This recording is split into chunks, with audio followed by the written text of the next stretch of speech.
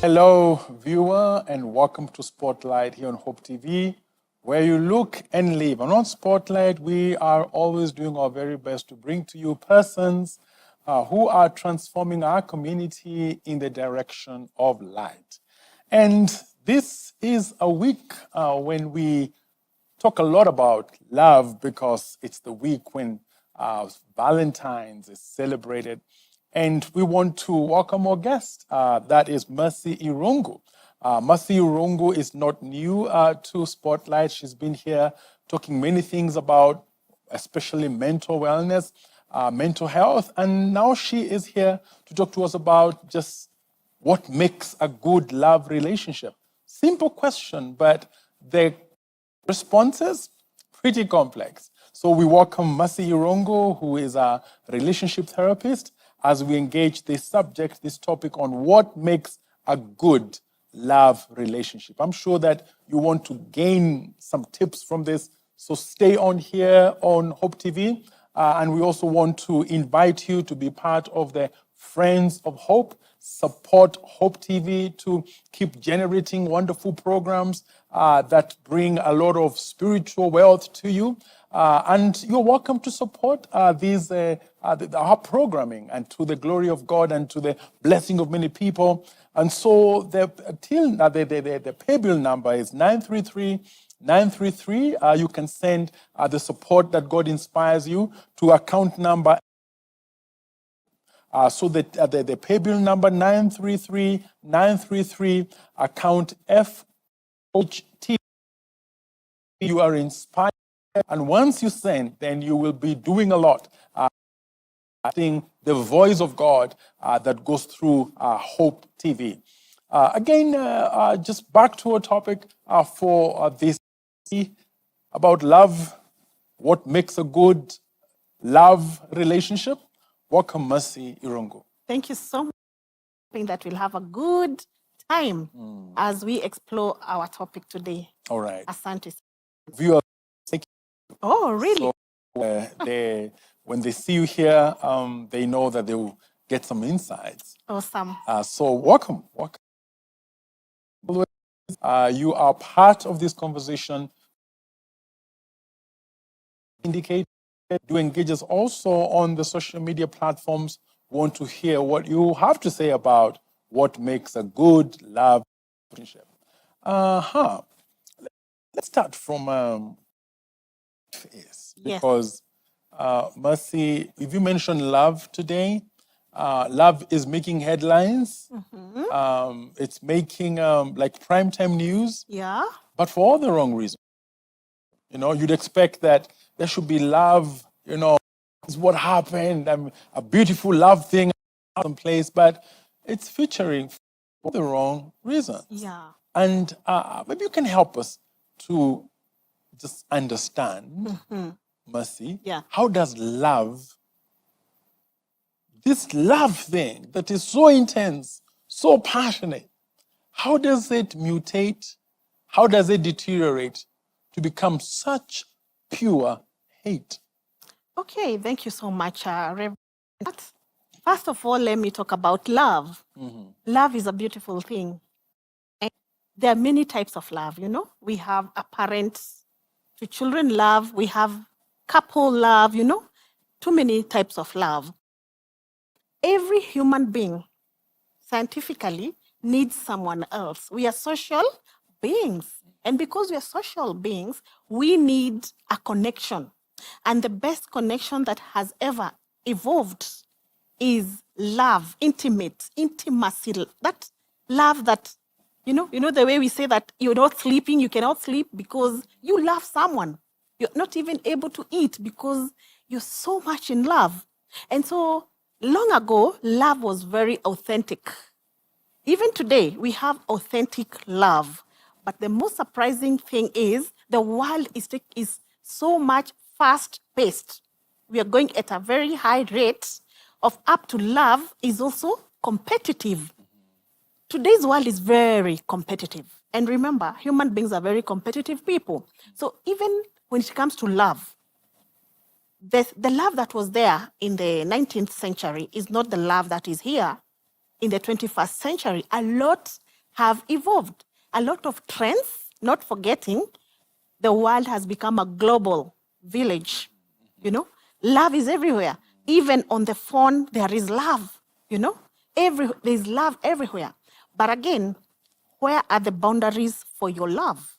For example, if it's a couple married, there should be love from the word go. You remember? Maybe I'll take the viewer from dating, to marriage, to having children, all that. Those are stages of love.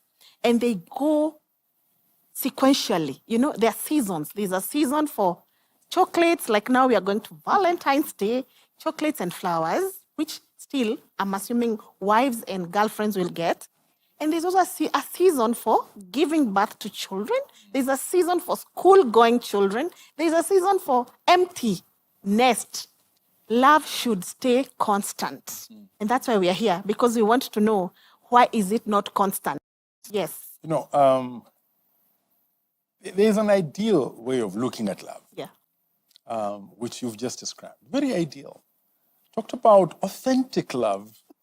Talked about love should remain the same. But we all know in real life that there are such real fluctuations. Yes. A person you really love is a person you're very angry with, or angry at in another moment. Yes.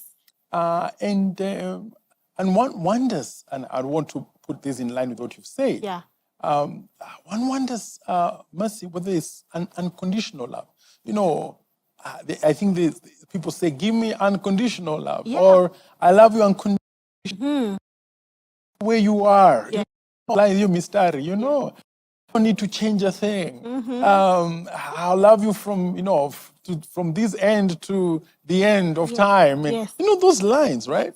But they're unconditional love, really? Yeah, it is. Absolutely. If you want to experience of people experience, or you want to have unconditional love, or to give, because love isn't taking. But what I would recommend is giving instead of receiving. If somebody does not know who, let's come from that cycle. If I give my lover unconditional love, I have to be authentic myself, and I have to know, how do I be loved? And then I will state, we are all different, we are all different. So every love giving is different from this house to this couple to their relationship. And so, know themselves. How will they then receive love? Be giving you a lot of love, but being it, because there are a lot of or you have a lot of myths and customs and things that have tied up you real love. And so it within inside. How do you receive love? How do you communicate with lover? This is how I want to the whole go with the point, and that is why, because, for example, a husband may come with chocolates, and the wife will say, "Oh, the chocolates." Can you imagine the love the husband have gone to the supermarket, got the best chocolate for his wife or girlfriend, and then the girlfriend says, "I don't take chocolates." But can you see there's a miscommunication? Yeah, it was good. There's love. But again, it is poorly communicated, and we are missing. I would say, let's who we are first, how we would like to receive love, and how we can give love. That is the way, so that we avoid the misconception that love is not there. It is there, Pastor. But we ourselves, we are not able to give it the right way. Yeah, there's a lot of stereotypes also, And that's why I'm talking about unconditional love. Can someone love someone just the way they are? All right, let's just stay with that, Yes. Mercy, because Yes. you seem to be like in a what you can call like high love school, where you totally believe in love. Yes. And that that may be your experience. But one of the things that you have mentioned is that love should be thought about as a giving thing. Yes. You know, you give and give and give and give. And some people have done that. They've given Yes. and given and given and given, expecting nothing in return. But doesn't it get tired? Can one get tired of just giving and giving and giving? Yes. Someone will get tired because of their beliefs. For example, let's give examples here. If someone is fond of receiving all the time, you know, it's either way. It could be the wife who's giving love, or it could be the husband who's giving love. If this person who is receiving does not see, you know, we've talked about awareness. If someone is doing for you good things, then you need to give them in return. You know, it's a two-way traffic. It can never be one-sided. It is a two-way, so that we avoid people getting tired. Seasons. You see, I've always mentioned about strategy. Even the government have, Hope TV have strategies. Relationships should have strategies. And if one is not working, if one strategy is not working, let's look for the other strategy. Seasons. If love is given this way today, and it seems we are tired of this, seriously, we have to change. And so I'm seeing boredom, and then it leads to resentment because people are not able to embrace change. For example, first these trends, because we are living, we believe in living today. You're alive, I'm alive. I'm going to do things for the living people, eating, going out, you know, dressing, styles, trends. We can run away from these things. About the age, because it was me, oh Mercy, why are you saying this and I'm 60? No. There are things for love at 60. And so know the season, know where you are, everybody to know where they are, so that they don't experience resentment. I would like to mention something. Communication. It's not a military, love is not a military camp, for example. It is so easy. It depends with the giver and the receiver. So can there be a nice flow so that the river can flow well in terms of love? You know, Mercy, young people, you notes, and you said notes have something to do with a lover, something to do with being rejected, something to do with being cheated on, something to do with being unappreciated. But the person is dead. People are looking at distance. There's rejection. Someone came from very tough childhood. They're not able to cope once they're grown-ups. So what happens? They already have that spirit of rejection in themselves. And then when they find their lover is not doing what they are expecting, they tend to feel they're not enough. And so they want to take their lives. That is one thing. Another thing would be the trends that we have. Social media. There's a lot of trends that can put someone thinking that they are not loved or they're not giving enough love. And that's why I had talked about authenticity earlier on. I would like to say that the statistics of suicide, especially the young people, it is because they cannot take a no. for an answer, you know? And I would like to tell viewers, it is okay. Let us live a life of moderation. If it's not working, if your love is not working, it's not good to force it because it will lead to bad things. It's good to accept. I would like to accept where they are. And I don't have a meter to do a pastor, but tell, where is your life? How would you like? You know, there's always a turnaround, isn't it? There's always a turnaround. So, what else would you like to improve as not is causing? I would like to say, if love is causing, it's the high time to know. It's the high time to know you're in a bad relationship, which needs to be checked and do away with it. At that, what are the signs of a bad relationship? Because what makes you know that this is a bad relationship to get out, you know? It's a two-way traffic. If there's no communication in a relationship, there's a problem.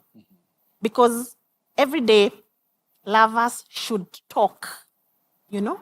Body language, you will know your person by the way they are slamming the door, the way they are frowning on their face, the way they are doing things, the behavior will say. And can I tell you this? And this will surprise you, Pastor, by saying that love is good, but the things we are carrying behind us, they are the cause of the results of the love that you see. For example, if someone is struggling at work, too much work, stress from the boss, maybe lack of finances, grief, you know, you've lost someone, of course your love life must be affected, you know? And so, as I was saying, signs to know that this love is not good is communication. This relationship, yeah. Yes, this relationship is not good.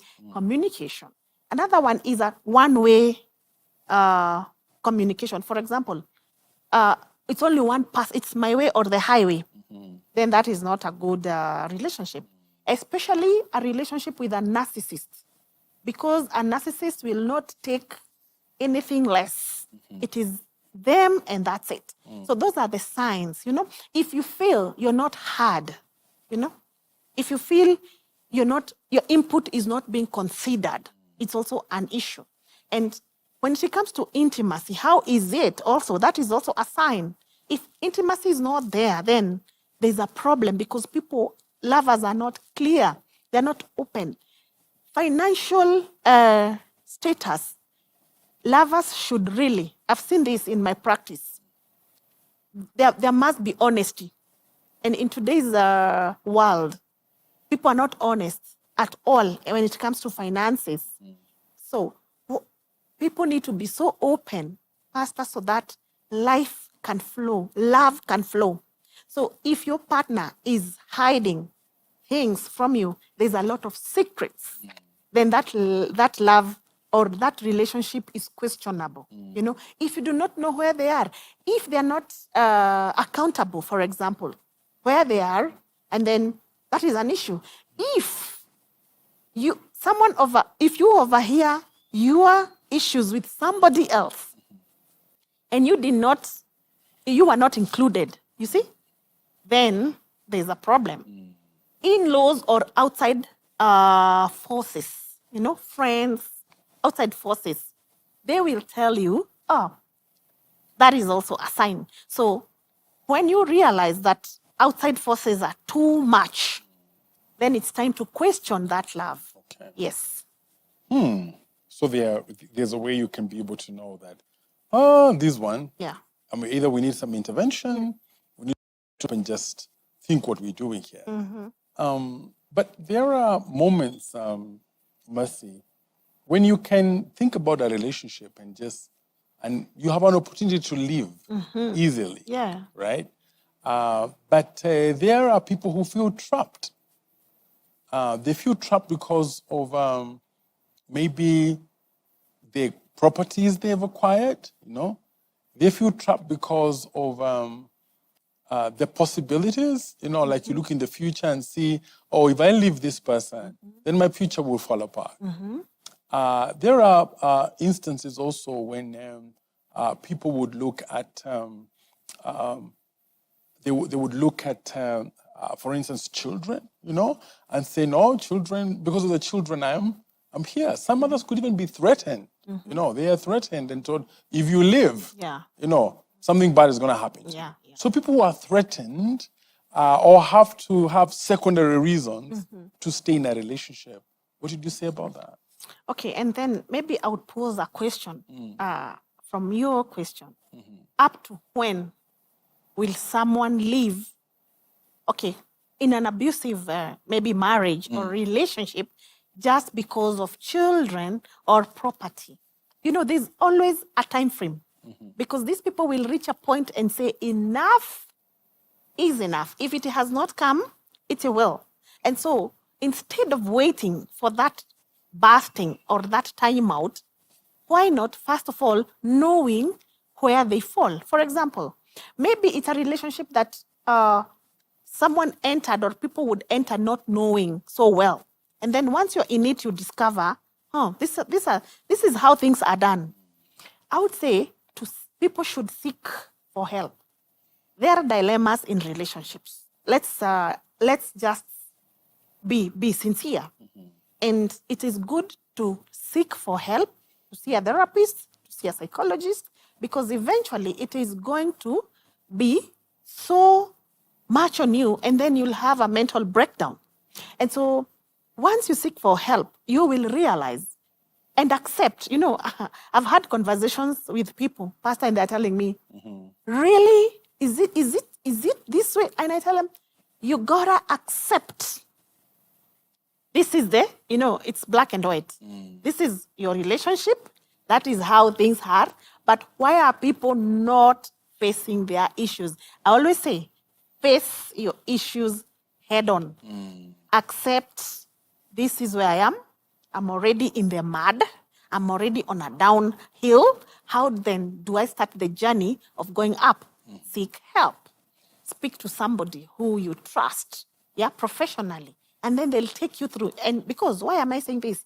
These are the people who take their lives, take their lives, or do harm to the kids, or maybe to themselves.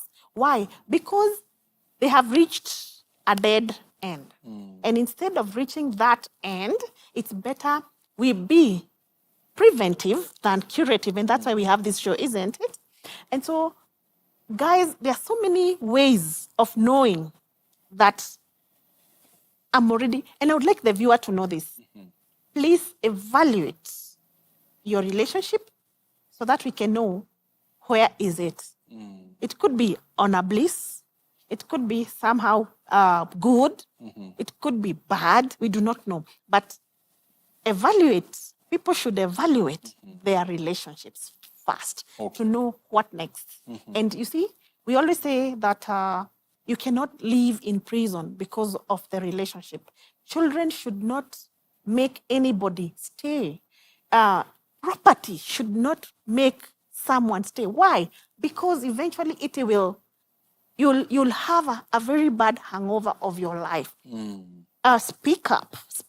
And I'm really insisting people to speak up. There's always a solution. Okay. Yes, always there's a solution. All right. Yeah. You see, Mercy, also, the talk about love. Yes. Here, that there's a talk about love. Grown-ups will always think, that's for teenagers. That's for, the young ones, right? But adults have serious love problems as well, Maybe you would also talk to grown-ups on how they can keep up what you can call love education. Okay. Thank you so much. Everything needs spicing. And we talk about beads. I would like to talk about beads. Bead, it's a bead. You're beading to your spouse. For example, you look smart, I love your hair. Oh, that food, my sweetheart, it's the best food I've ever eaten. You know? Oh, this holiday that you chose for us, it is the best in the world. I love these children you've given me. I'm just giving examples of how lovers should be. Why is it that people have stopped affirming their lovers? Because that is what we are saying. What has changed? Nothing has changed. It is us who have changed. Why? We are too busy. So have time for your spouse. For example, if you have a 8 to 5 job, in the evening, you could maybe have time with your spouse. I know we have kids. I know we have a lot of responsibilities. So many jobs. Nowadays, people are having 3 jobs at the same time. Then if someone has 3 jobs, then you also have to know to put extra hours for your lover. Because the gap, I've always heard about this, the gap continues widening. Have you heard about it? Widening. Why is the gap widening instead of the gap sticking? Because we have overlooked that togetherness. Spend time with your lover. Go for a cup of tea. I always tell people, you don't need to have a lot of money for you to enjoy life. No. I mean, a cup of tea only, and you're talking. I'm assuming our viewers married their friends. And if they're not married, I know they are seeking to have relationships with their friends. Because once you marry your friend, you always have something to talk about, to joke about. And appreciate your lover. Do something that will melt your lover. You know your lover very well. You know your husband, your wife. You know them. Married for 10 years, married for 6 years, married for 15 years. You already know, if I do this to this person of mine, they are going to feel good. And then not to be used to one place. Yeah, I don't want to talk about these couples, because our couples, I know they go out. I know they go for holidays. I know they have nice places they visit. Improve on them. Look at what is working for you, Yeah. Okay. Yes.